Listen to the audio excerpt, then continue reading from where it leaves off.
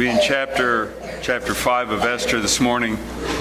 While you might be turning there, and however you get there, just one of the things that Clark Smith prayed for this morning was for the family of Jimmy Patton. Me, like many folks here, won't know the Pattons, but the Pattons were founding members of Grace Presbyterian who've since moved to Birmingham. And Jimmy, who, according to Comer Turley, one of our other founding members, is the one who said, "Let's meet together." He kind of brought the initial group together that was the seed that became Grace Presbyterian Church. He has gone on to be with the Lord. And we have several of our folks who knew the Pattons well out today. That funeral is this afternoon, I believe at 2 in Birmingham. So there was an obituary that was sent out to the church by Comer through the office this week. And then there's also some information in your bulletin on that, a reflection from Comer on who Jimmy was for this congregation.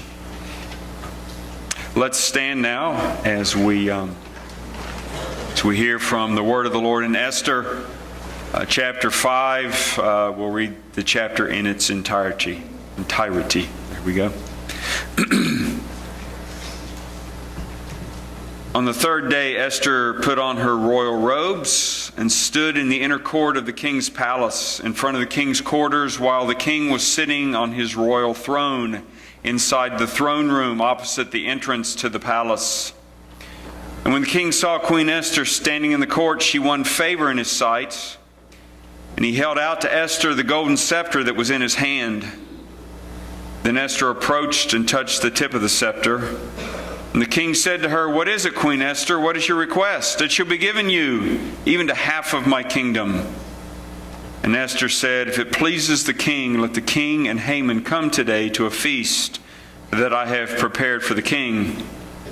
Then the king said, "Bring Haman quickly, so that we may do as Esther has asked." So the king and Haman came to the feast that Esther had prepared. And as they were drinking wine after the feast, the king said to Esther, "What is your wish? It shall be granted to you. What is your request? Even to half of my kingdom it shall be fulfilled." Then Esther answered, "My wish and my request.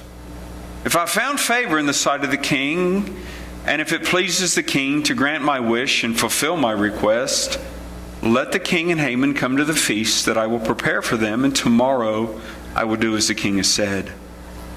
And Haman went out that day joyful and glad of heart. But when Haman saw Mordecai in the king's gate, that he neither rose nor trembled before him, he was filled with wrath against Mordecai. Nevertheless, Haman restrained himself and went home. And he sent and brought his friends and his wife Zeresh. And Haman recounted to them the splendor of his riches, the number of his sons, and all the promotions which the king had honored him, and how he had advanced him above all the officials and the servants of the king. Then Haman said, "Even Queen Esther, let no one but me come with the king to the feast she prepared. And tomorrow also I am invited by her together with the king. Yet all this is worth nothing to me as long as I see Mordecai the Jew sitting in the king's gate." And his wife Zeresh and all his friends said to him, "Well, let a gallows 50 cubits high be made, and in the morning tell the king to have Mordecai hanged upon it. Then go joyfully with the king to the feast." This idea pleased Haman, and he had the gallows made. Let's pray.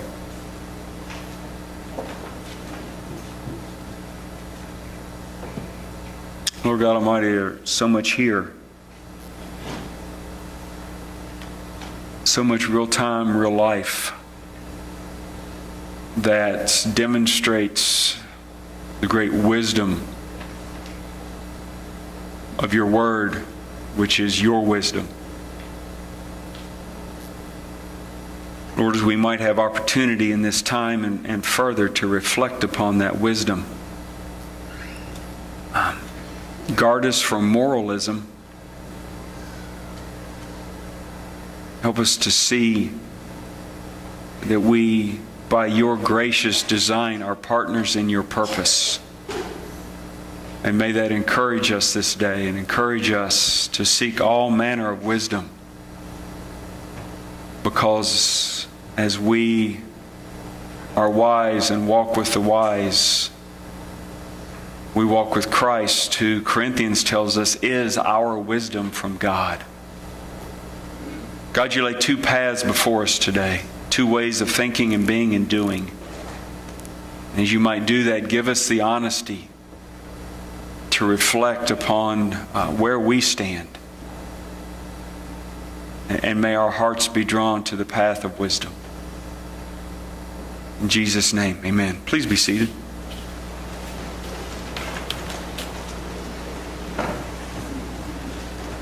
Let me get us to the point where we are, because as we know, chapter divisions are given by us, not by God. And where we are in the story is not just random. The divisions aren't absolutely arbitrary, but they are not God's. Really, if we were to get fully into this story, we'd have to go back into Exodus and see how the Amalekites came out after Israel, after they were brought out of Egypt, and how they attacked the stragglers and the weak and those on the edges. And God was furious and said, I will be at war with Amalek all of my life. Fast forward 1,000 or so years, and we have Wrathman, Haman, who's an Amalekite, who, whether or not he knows the fullness of the story, he clearly hates the Jews and wants to destroy them. But God has a bigger plan and purpose to bring about the redemption in a foreign land, to bring them back to the land as a picture and type of what God ultimately is doing in bringing us into a new heaven and new earth through our Redeemer, the Lord Jesus Christ. But it was Saul, King Saul, the first king's sin that rippled forward, that put us where we are today, because God tasked him with wiping out the Amalekites, and he had selective hearing and heard the part that said wipe them out, but he didn't wipe them all out, and he kept the best. And God said, you have sinned against me, took the kingdom from him and gave it to David. And we sit today in Esther chapter 5 because the sins of the fathers have come to roost upon the children generations in it down the line. We sit where we are today because in the Hebrew, King Headache is on the throne.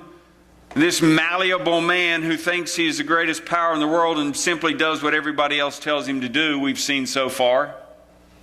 And King Headache and Haman, whose name literally means wrath, him and Wrathman are living perfectly according to their nature. The king is utterly malleable, and Haman wants nothing more than to kill the Jews. And he's used the king, who's fine with that as long as there's some wine involved. He'll do whatever you say. And so give him a glass of wine, and he hands over his signet ring to Haman, who makes a plot in 11 months to kill the Jews because he rolled the dice, but the Lord determines the roll. We sit where we are today in our story because Queen Vashti said no when the king said come, because Mordecai said no when the king said bow to Haman, and because Esther said yes when she was taken to the palace and told against the clear word of God to hide her Jewishness and to prepare herself to become the queen. Good motives, bad motives, ambiguous motives and actions. We've seen all of that in Vashti, in Mordecai and Esther, and we can't sort it all out.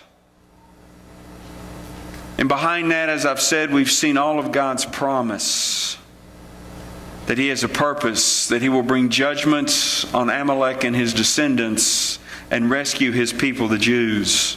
I left us last week with this 3 points of a triangle. We had God's sovereign purpose. We had real life human decisions. And as Esther was made aware of her two decisions, do nothing and die, or do something and probably die, she said, have a prayer and fast for me. I will seek the Lord's face, and I will go to the king, and if I perish, I perish. End of chapter 4. We saw that. And the language there in the original is, if I perish, and I probably will.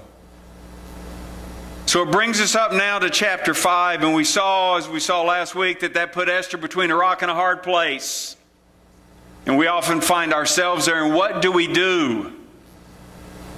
What Esther does is she cries out to God, and she gathers the community of faith around her to cry out to God for 3 days and a 3-day fast. Implicit in that is prayer, that she might seek God's face. God, what will you do for me in this moment? And as we've said all along, the book of Esther is such great encouragement. And it's very interesting as you read through this today, and as you get through this, and as we have the benefit of the end of the story, and at the same time as we try to go, you know what? Can I read this fresh and put my life in it? Because I don't know the end of my story in terms of the details. But we know the end of Esther's story. And this text reminds us that Proverbs 3, 5, and 6 is true. Trust in the Lord with all your heart. Do not lean on your own understanding. In all your ways acknowledge Him, and He will guide your paths. And Esther begins to be guided by the word of the Lord and the wisdom of the Lord instead of the words of people. And we see the Lord guiding the path and ultimately bringing a great deliverance. And I hope that will encourage you, that when you do find yourself, as we saw last week, between the rock and the hard place, you'll see what we see this week. That God does not abandon His people. And that He will guide you and He will lead you on His path. As you commit your way to the Lord, you can trust Him because He has committed His way to you. We have the whole story in the whole book. The table that we're going to come to and we'll speak to later shows us and reminds us of God's ultimate commitment to us, to the death. And in light of that, we know we can commit ourselves to God in His way, and He will guide our paths. I want us to see that this day through the contrast of the text. Really, the first 8 verses show us Esther and the path of wisdom. And the last verses 9 to 14, whatever that math is, show us Haman and the path of the fool. And it's amazing, the challenge of this text is this text enfleshes about half of the book of Proverbs. And the challenge in coming to it is going, which ones do we look at as we look at these people living out the Proverbs, the wisdom of the wise and the foolishness of the fool in real time, in real life? So what I want to do as we look at that contrast is begin each section simply by reading a few Proverbs and then seeing how Esther and then Haman lived these things out. Proverbs 15:28. The heart of the righteous ponders how to answer, but the mouth of the wicked pours out evil things. Proverbs 16:13. Righteous lips are a delight of kings, and the one who speaks right is loved. Proverbs 16:21. The wise in heart will be called discerning, and sweetness of speech increases persuasiveness. Proverbs 17:27. He who restrains his words has knowledge, and the one who has a cool spirit is one of understanding. Wow, that absolutely describes Esther for us today. Absolutely. She faced an incredible challenge. She faced absolute power. In verses 1 through 3, the idea of king or royal is used 6 times. The writer is hammering to us that she is about to approach the absolute power of the day. There are actually statues that have been unearthed of Persian kings sitting on their throne with their guards around them, and one of them holds a giant axe. So when she said, if I go and he doesn't extend the scepter to me, I'm going to perish, she wasn't playing games. Right there in the throne room, chink off with the head. It could have happened. The threat was real. She faced absolute power. As she went into the king's palace, the king's quarters, with the king on the royal throne. Do you get the point? Over and over he says that. She's going to go in, and as chapter 1 and verse 19 reminded us, she's going to request that he reverse an irreversible law. It's a little hard to do. Not only that, but the law was sponsored by the most powerful man in the kingdom next to the king, Haman. So she faces that challenge. She faces the reality that if she doesn't do this right, the king's going to sit there and go, I'm going to lose face if I do this. I'm not reversing this. I'm going to look like an idiot. And we all know I'm not an idiot. So I can't do this. She also knows that she's dealing with a guy that is utterly malleable in the moment. I encourage you to go back and read. And every time somebody comes to the king and says, why don't you? He always goes, that's good. I like that. This is a good idea. Doesn't matter what it is. And so if she goes at the wrong time and the wrong way, she may get her decision only to have it overturned later. Oh, and let's not forget that for 5 years now she's been hiding the fact that she's a Jew. So she's going to have to come clean with her deception. And if that isn't enough, she's got to break the law by coming into the king's presence to ask him to break a law. What's she going to do? This is a difficult situation. Well, the first thing she does is sizes up her situation. We've already done that as we looked at Esther's challenge here. Before she goes barreling in, before she just goes running into the situation, as she has stopped and prayed and fasted for 3 days as we saw last week, she sized up her situation. She understands who she's dealing with in the nature and character of the king, in the nature and character of Haman, in the direness of the situation, and yet there's 11 months of time. Doesn't have to act today. So she begins to formulate her strategy. And as you notice here in verse 1, notice that she responds with what we might call dignified restraint. She put on her royal robes after 3 days of fasting. Now you got to remember, in that culture, most everybody was bone raw thin from starvation. And when the king talks about somebody beautiful, please don't read that in the American sense of how skinny can she be. It was just the opposite, actually. The sign of beauty and value in that culture was some meat on your bones. But after 3 days of fasting, that would have gone some. She would have been noticeably different. No food, no water. But yet she makes herself as attractive and royally dignified as she can. She puts on her robes of purple with gold embroidery. She comes in with all of her position. And yet, notice this little phrase in the text. She put on her royal robes and stood in the inner court of the king's palace. She just came to the edge. King's palace had 36 columns, 65 feet high. He could sit on the end of it and see all around it. She came into the door. She didn't march in. She didn't come in boldly going, we got a situation here and we got to solve it now. No, she came and she deferred to the king's place. But yet she came in her dignity and she waited. The scriptures tell us the king saw her from where he was sitting with his axe man there and everything. And that she won, not that she had, but she won favor. By her demeanor and by her actions, favor was achieved. And she won favor by how she presented herself in that humility and that restraint, and yet with dignity. And he extends the scepter. He tells her you can live. The language of the day, what is your request? Even to half my kingdom, that's not literal.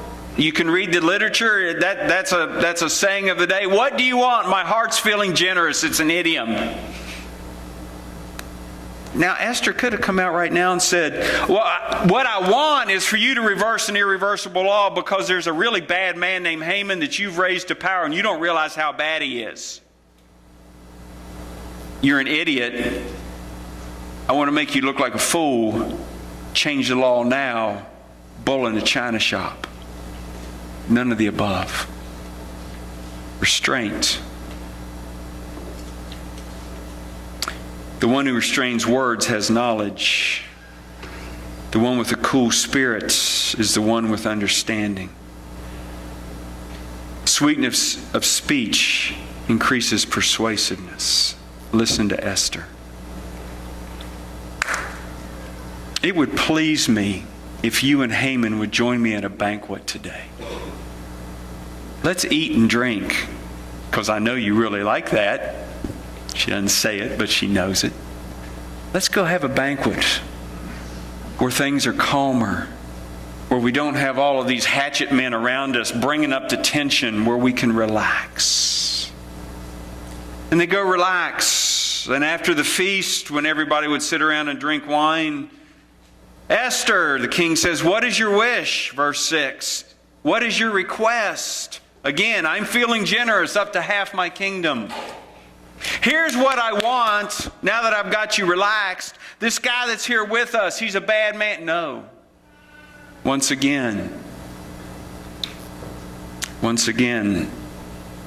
a cool spirit is one of understanding.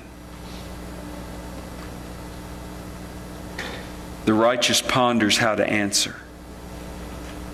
And literally she says this, my wish and my request. And she pauses. If I have found favor in the sight of the king, and she knows that she has, if it pleases the king to grant my wish and fulfill my request, his exact words to her, then do this. You and Haman come to a feast tomorrow. I'm going to prepare another one. I enjoyed this so much. And I will do as the king has said. Do you see what she has done? By her words and her actions and her subtlety, by her restraint and her cool spirits, by her lack of bull in a china shopness, but by her careful, sweet, calm, restrained, dignified persuasiveness, she has put King Headache in a position where, according to verse 8, if he shows up, the answer is yes. Did you catch that? If I found favor in your sight, and I know I have. If it pleases the king to grant my wish and fulfill my request, and you've made it clear that it does, then come to my feast tomorrow. Because if you come, your answer is yes. She has set the trap, so to speak, and he is walking right into it.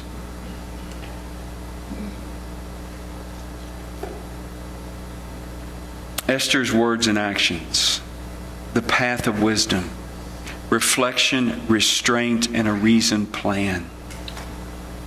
She's guided here by the fear of the Lord, not by her anger at what Haman wants to do to the Jews.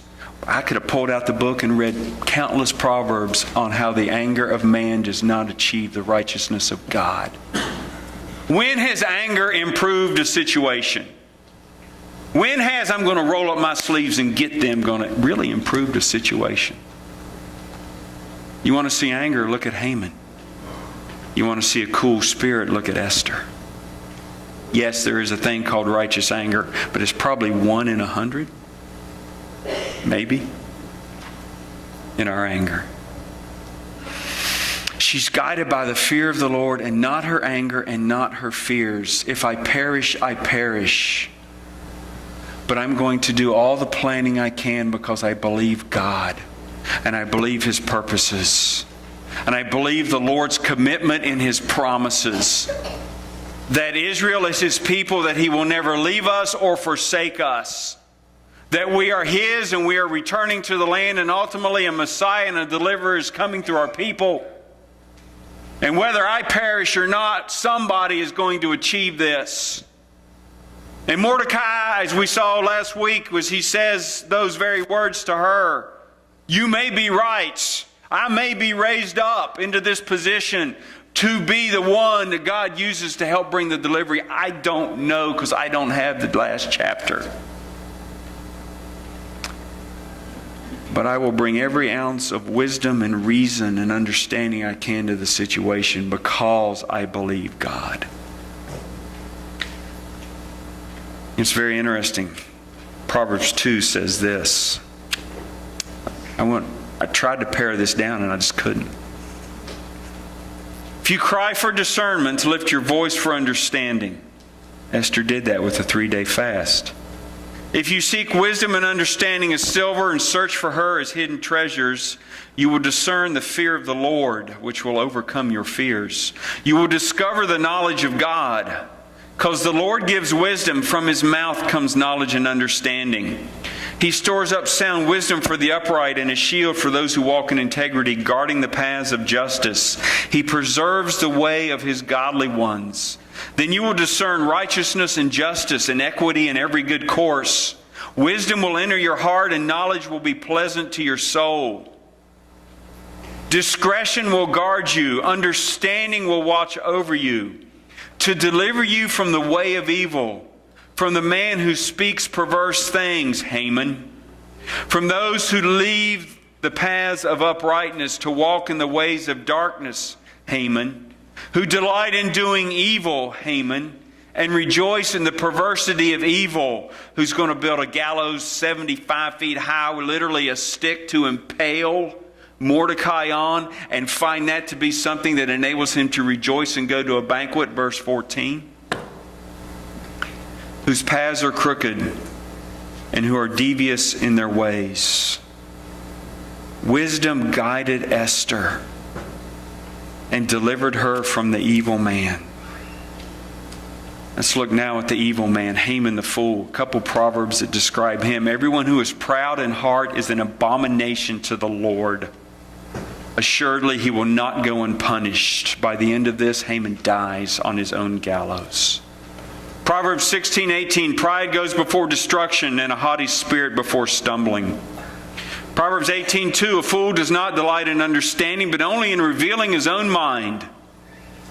Proverbs 10:19, when there are many words, transgression is unavoidable, but he who restrains his lips is wise. It is not very difficult to see Haman as the proud, verbal fool. What happens in verse 9? He goes out thrilled, joyful, and glad in heart. He sees Mordecai there, and his joy turns into this rage. I mean, it's like this back and forth. So he goes home and he gathers his wife and everybody he knows and tells them, here's my bank account. Here's how rich I am. Here's all my sons. You would think his wife would know how many sons he had, but he felt a compelling need to make sure she knew. All the promotions he's got. Can you see these guys just going, really? How many times have we heard this? Here he goes again. The same old story. Same old beat and the same old drum. But of course they got to listen to it because he's the second most powerful man in the kingdom. And he's just decided to destroy all the Jews. And the king said yes. So what are they going to say? We've heard that one before. No. He gathers his yes men around him to say yes. And then he gives them a bit of new information, a little nugget of knowledge. And by the way, as if all of that wasn't enough, I alone went to the banquet with the king and queen today. And I get to go back tomorrow. You would think he would be thrilled. But then he says this incredible statement in verse 13. Yet all of this is worth nothing to me, as long as Mordecai the Jew sits in the king's gate, as long as he has any life in the kingdom. You know, his foolishness and his pride are right there on the surface. But I want us quickly to see the deeper issue, and it's idolatry. That's what makes the fool and the proud the proud.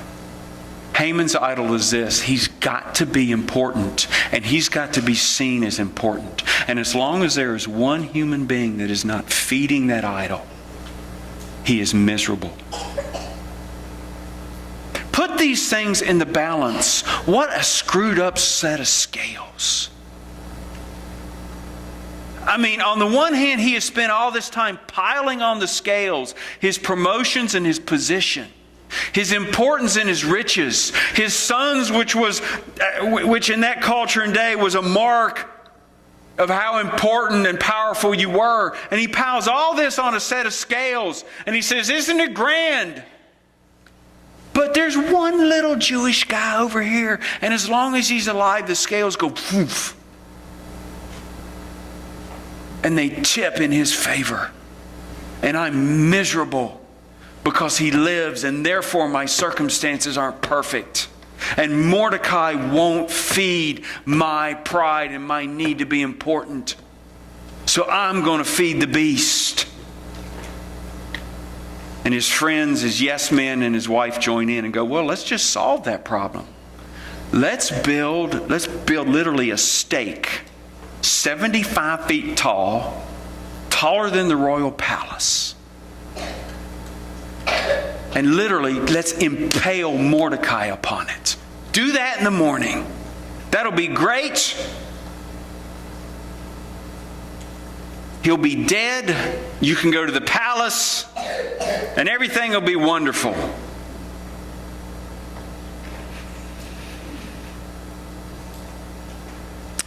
You know, as you read this text, and as you look at what's here,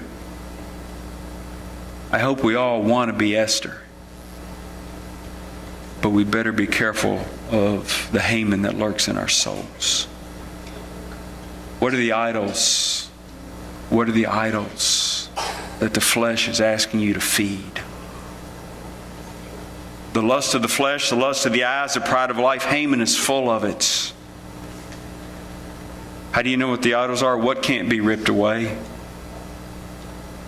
How do you know where there's idols? Where do you go from great joy to instant rage or fear or sorrow? Great joy when you've got it, fear, sorrow, anger that you're going to lose it. And where can you do like Haman at the end of this in verse 14, where by the end of this section, to quote the scriptures from elsewhere, good is called evil and evil is called good. Listen again. Make this gallows 75 feet high. And in the morning have the king impale Mordecai on it. And you know what? Once you have impaled an innocent man on this pole, you can have joy again and go to the feast. You can eat and drink and be merry because an innocent man has died.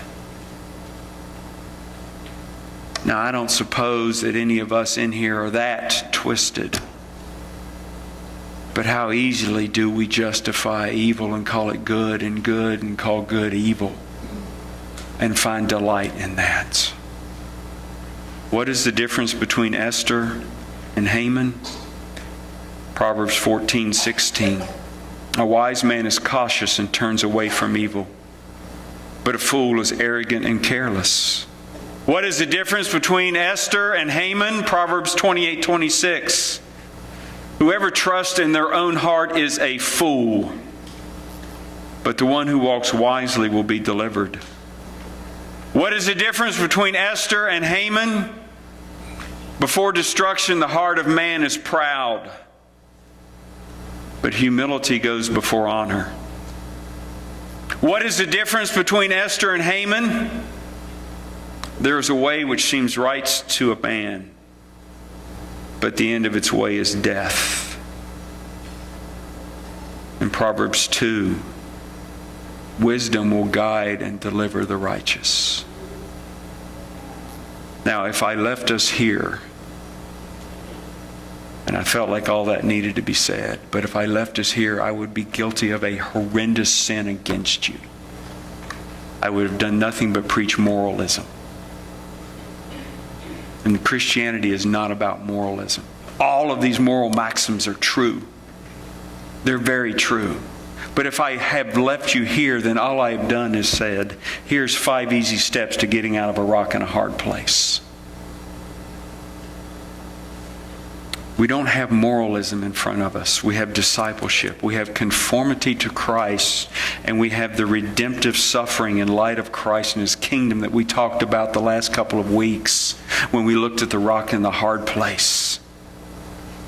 We have Christ and His kingdom advancing against the kingdoms of darkness, the powers and principalities and spiritual forces in the heavenly places which manifest Himself in this world. James 1, 5 and 6. Any of you lack wisdom, ask God. He'll give it generously. Esther does that, and we see in this text how God has given it generously as we compared the Proverbs to real life. But it doesn't always work out that way. Because as James says elsewhere, you ask and you don't get because you ask with wrong motives. Moralism says this. Moralism says, how can I get answers to the problems for the sake of self-preservation? Wisdom says this: how can I get answers to the problems so I can be a partner with God in advancing His purpose? Moralism is self-interested. Discipleship is kingdom interested. Haman is part of the story. Esther is a partner in the story. There's a difference. Psalm 76:10, for the wrath of man will praise you. In God's sovereign plan, in one of those points on the triangle that we have seen up to this point, Haman is a part of God's plan. Haman acts the way Haman acts because Haman wants to. And God is going to use him in spite of himself. And the divine irony of it all is that by the end of this story, Haman is going to be exalted to the highest position in the kingdom, literally, when he gets stuck 75 feet in the air on the gallows that he has prepared for Mordecai. He will be the most popular seen man in the kingdom. He will be physically higher than the palace. He'll get exactly what he deserves. And ironically, what he wants. The most fame. Esther is a partner. Psalm 94:14, the Lord will not abandon His people, nor will He forsake His inheritance. Esther's partnership does not equate with deliverance always. It does in our story. She lives happily ever after, but it doesn't always work that way. Because the self-preservation is not the point. Partnering with God's redemptive purpose is the point. And she makes a faith commitment. She says, God is real and God is working, and I don't always see what's going on, and I haven't lived perfectly, but God's redemptive plan is going forward, and He's called me in His grace to be a part of it. And He's shown it through His past actions to my people and in the present circumstances, in the favor that He's granted me and enabled me to win both. And I don't know exactly how my future is going to turn out, but God's going to deliver His people. Mordecai is right. And so because of all of that, she says, God, grant me wisdom that you might work because of me and not in spite of me. Wisdom and plan and purpose coalesce beautifully in what Esther does here. For us, and as this table reminds us as we come to this table here in just a minute, we look back on the cross and we go, wow, God has committed Himself to us to the death. He is fully committed to us in the life and the death of Jesus Christ. And I know that because of the resurrection and the truth there. And what's been explained about it is God has said, I have brought you into my kingdom and made you my people. And now, as we've talked a few weeks ago about the redemptive suffering that moves that work forward, I'm asking you to partner with me in moving that forward and seeing that happen. And on the one hand, that's not a let go and let God because He's with me and so it'll all just work out. And on the other hand, it's not how do I get all of this figured out on my own. It's a coming together of God's revealed plan to advance the kingdom through us, and going, God, how do we bring wisdom and your guidance to bear, that the fear of the Lord and not self-preservation and the fear of circumstances and people guides what we do.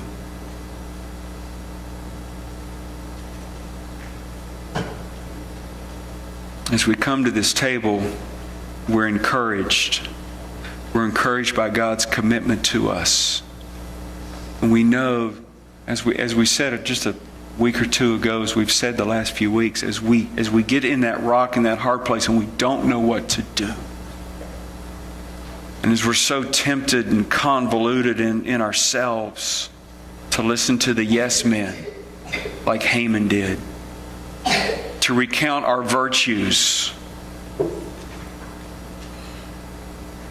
to really be, thankful that you people I've condescended to give you my presence kind of mentality that Haman has. as we're tempted to go, well, how do I cut my losses in this situation? As we're tempted towards self-preservation or self-advancement, to come back to this table, and as was sung for us, demands my soul, my life, my all. To say, Lord, what is it for me in wisdom to walk in the restraints, in the faith, in the cool spirit of Esther, in dignity but humility, for the purpose of advancing your kingdom. I'm going to read Psalm 94 again. The Lord will not abandon His people, nor will He forsake His inheritance. You can lean hard into that, real hard into that. This table encourages you to do that. He's not going to put you in the rock and the hard place and dangle you and drop you and go, hope you figure it out.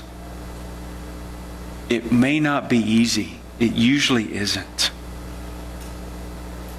But in that place, as you lean on Him and lean into Him, He will shape you and form you and chisel you and show you things about you that you know are true and don't want to admit, and show you surprising things about you that you've never seen before. But He'll also show you where He has worked, is working, and that His promise is true, that He who began a good work in you will continue it until the day of Christ Jesus. And He will probably do that through the very crucible of the rock and the hard place that you go through.